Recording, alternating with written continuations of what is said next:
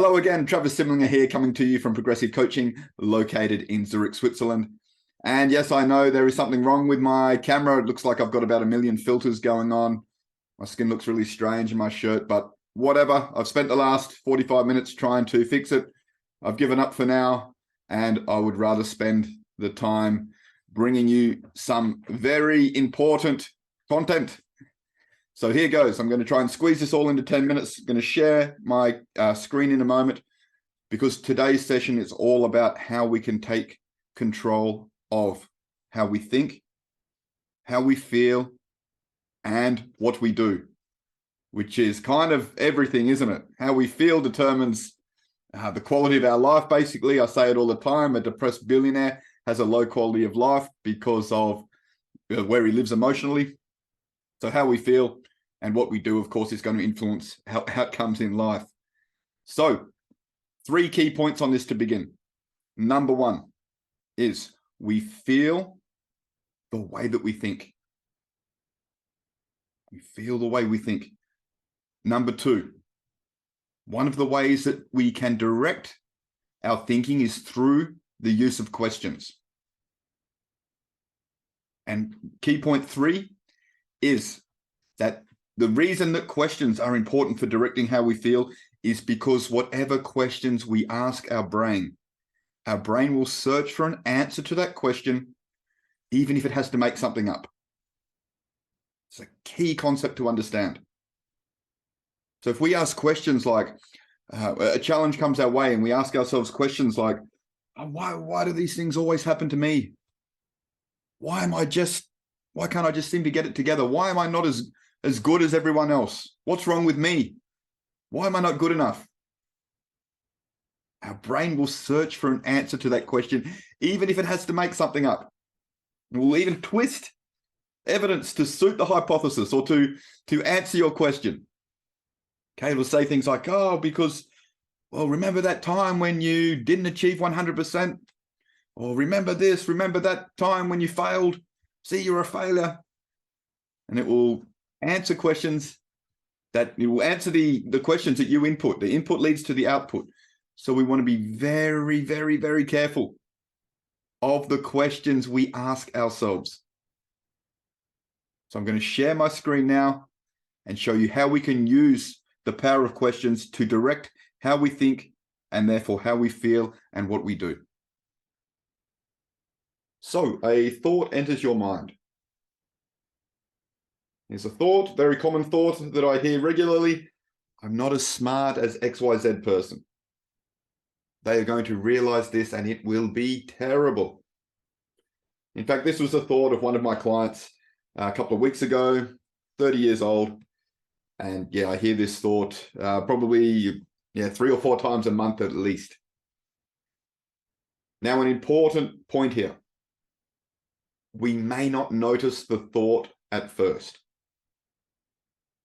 We have 6,200 thoughts per day, according to the latest studies. Don't ask me how they work this out. But the point is, how many of these 6,200 thoughts did you notice? And the answer is not damn many, okay? What you will notice, though, is the emotion. You will notice an emotion. So the way we use this formula is, when you feel a negative emotion that you don't want to feel anymore, okay, maybe stress or frustration or sadness, for example, we backtrack to the thought that triggered it by asking ourselves, what am I thinking, or what do I believe that is leading me to feel this way?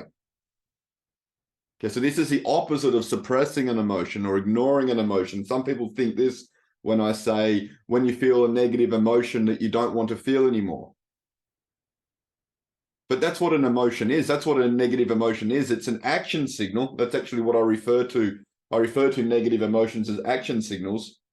It's an action signal that something you're doing is bringing you pain, and the pain is the action signal. Okay, feeling angry, feeling stressed, feeling overwhelmed. It's pain. And it's an action signal that you need to change something, maybe to change an action. Very often it's needing to change the way you are processing information so that you can access a more resourceful part of yourself and then take action. Okay, so this is not suppressing emotions. This is the point I wanted to make. And the point I wanted to make, in order to access the thought, you need to feel the emotion, backtrack to the thought that triggered it by asking, what am I thinking? Or what do I believe that is leading me to feel this way? That's how you access the thought. Okay, so this person did this and this was their thought up on the screen there. Now I will show you the 5-question formula.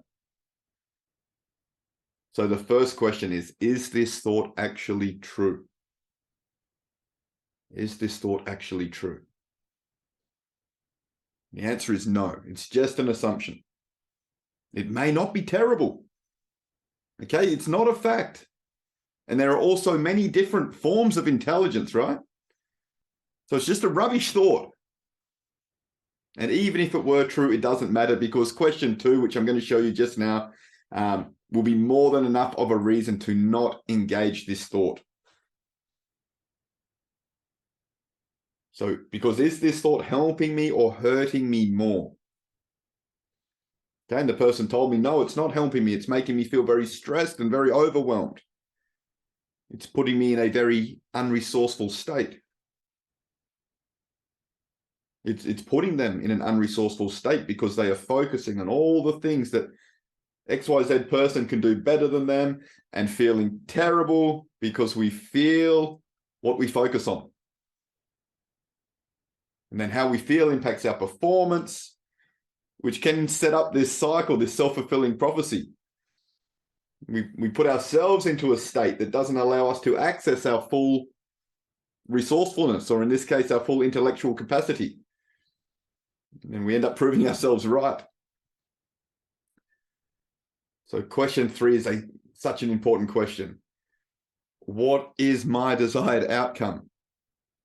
If my desired outcome is to feel terrible and stressed, then keep doing what you're doing. But this person told me that is not their desired outcome.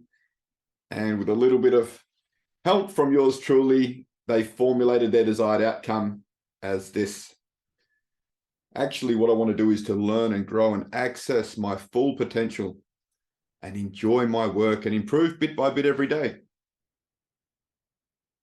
All right then. So by thinking I'm not as smart as XYZ person, and by thinking this person is going to realize and it will be terrible when they do, is this helping you to achieve this? Of course it's not helping you to achieve your desired outcome. So the logical question becomes, well, what would be a more accurate thought that would help you to achieve this desired outcome? And with a little bit of coaching, the person came up with this answer. They said something along the lines of this: well, actually, I've completed my university degree and I've been selected to work in this big company. Geez, I must actually be quite intelligent. I mean, there are different forms of intelligence anyway, isn't there? There is purely academic intelligence, theory, there is memory, there is recalling information. There's also dynamic thinking, social intelligence, emotional intelligence. And actually, I'm intelligent enough to realize that I don't need to compare myself to other people. This is pointless. It's upsetting me. Okay. So what will you do differently now with this new knowledge, with this new thinking? What do you need to do? Not just think, but now do, to achieve your desired outcome, which is up there on the screen. Answer: to learn and grow and access my full potential and enjoy my work and improve bit by bit every day. What I actually need to do is not be afraid to ask lots of questions, to be completely honest and open and be in a curious learning state, not in my ego trying to be a perfectionist or trying to put on a facade. I need to be present, not in my head. This was very different to what the person had been doing, which is why they weren't achieving their desired outcome and instead were feeling terrible. So you see how this works, but let's take it a little bit further. What is the difference in level of potential that this person can access in themselves just by shifting their focus. Okay, instead of focusing on the other person is smarter than me, it will be terrible if they find out, which leads to certain actions. What they were doing is they were not asking questions in case other people will think they're not smart, and that would be terrible. Instead, the new focus is, how can I learn? How can I grow? What an opportunity I have. I will ask questions. I will be curious. Okay, imagine the difference in trajectory over a 1-year period. I really like the metaphor of a golf swing, playing golf. It's a 2 millimeter shift in the head of the golf club to the angle of the ball. 2 millimeter shift. But the trajectory, where that ball lands, is completely different. Small change here, but a massive difference in trajectory. Okay, it's the same thing here. What we decide to focus on is everything, because it determines what actions we take or don't take. And our actions heavily influence our outcomes in life. And how do we direct our focus? Well, one very important way that I've just shown you here is through the questions we ask ourselves. And these 5 questions are better than most, because they point you in the right direction and they get you to act. Thanks, everybody. I trust that you found this video useful. Please, if you don't mind, give the video a like and leave a short comment, because it helps more people to see the content that will benefit them. Don't forget to subscribe so you don't miss out on any of my regular content. And I wish you a great day. Cheers.